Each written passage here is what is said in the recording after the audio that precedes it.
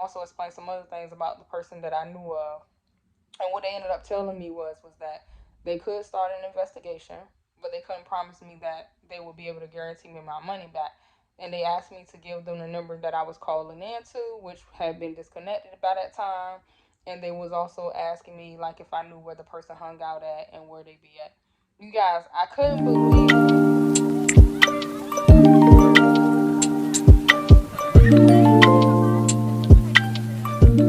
Hey, you guys, what is good? What is good? Don't forget to like, comment, subscribe, and hit that notification bell so that you don't miss when I post a banger.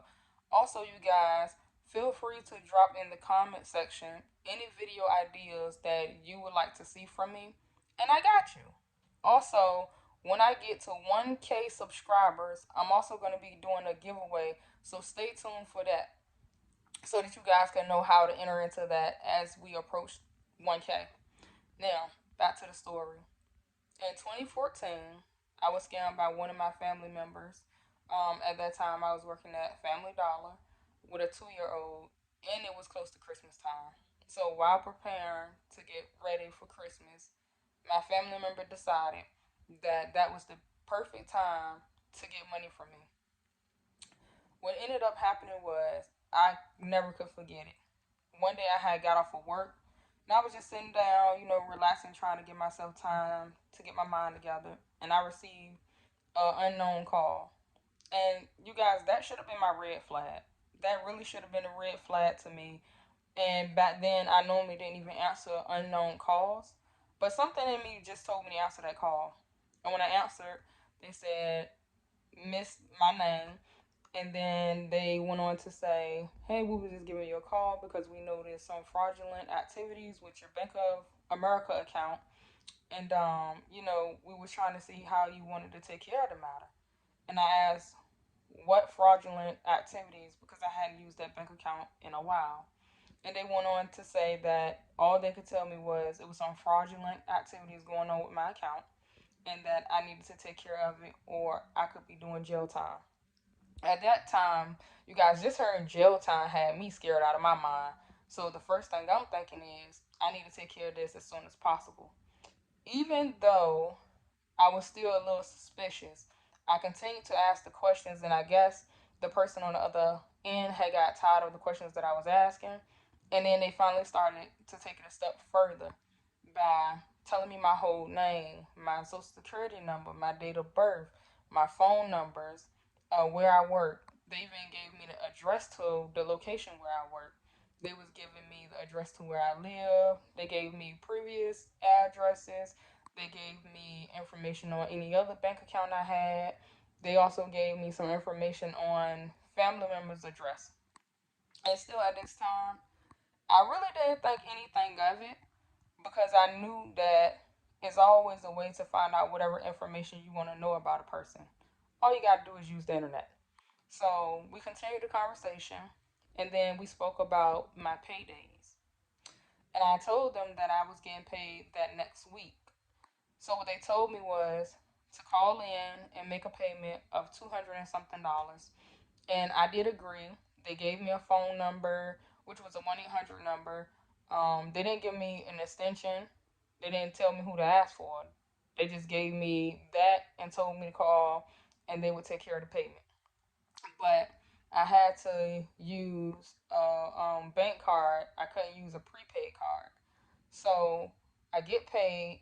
I call the number, and I make the payment. While speaking to the person, they even gave me a confirmation number.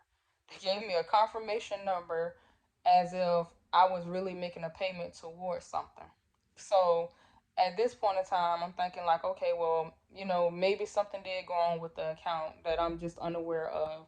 Maybe something did happen because I do know that in some situations, people will open up bank accounts in your name and people can access and they do hack into the bank systems and everything. So I'm just not even noticing the red flags really at this point. Then we talked about when the next payment would need to be made, and it was for the following week. Okay, I carry on as if it's nothing. That following week come, I call to make that payment as scheduled.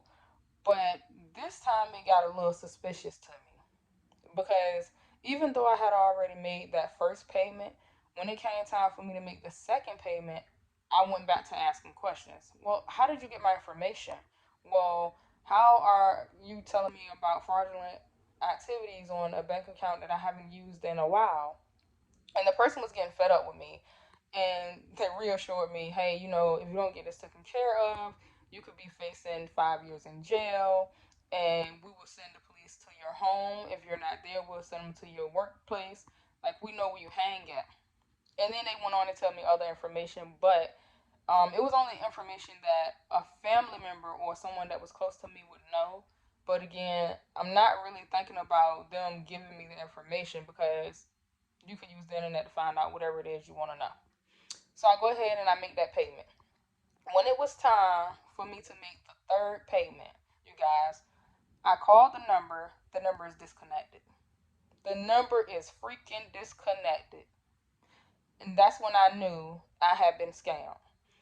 After doing that, I spoke to family members and I also called the family member that scammed me. I also called them. And while I was talking to that family member, I was explaining the situation and what happened because keep in mind, I told you that this family member has scam like behavior. So, I'm thinking maybe he can help me figure it out. Maybe we can, come up with some ideas to figure out where my money had went. But while talking to that family member, one of the things that I noticed is that they started to laugh like it was a game and it was a joke. And that started to rub me the wrong way a little bit because what's funny? Like I just lost out on close to $500 around Christmas time as a single parent. I don't find nothing funny about that. So I get off the phone with the family member and I speak to one of my close friends who then tells me that that same family member was just trying to scam them and one of their family members. And then that's when it started to hit me that, okay, that person didn't know all the information about what accounts I had or anything, but I had another family member that did. And that's when I realized that the family members, they were in on it together. They was in on the scam together to see how much money they could get from me, which is why when I called the first family member, they thought it was funny. Long story short, I ended up calling the police and trying to get them involved, and they asked me for the person's information. And how did I know that it was them? And I explained to them the conversation that I had with a family member, and I explained some other things which I won't get into, but I also explained some other things about the person that I knew of. And what they ended up telling me was that they could start an investigation, but they couldn't promise me that they would be able to guarantee me my money back. And they asked me to give them the number that I was calling into, which had been disconnected by that time. And they was also asking me like if I knew where the person hung out at and where they be at. You guys, I couldn't believe I fell victim to getting scammed by my own family. That's the craziest thing ever. I wish I would have paid attention to the red flags, but it was just so caught up in the moment of being told that I was going to do jail time that just had my mind all messed up. And now I'm very careful about when people call me and say I owe for something or something's going on with my bank account or anything of that nature since that situation has happened. I was so shooken up from that situation that I barely trust anybody now.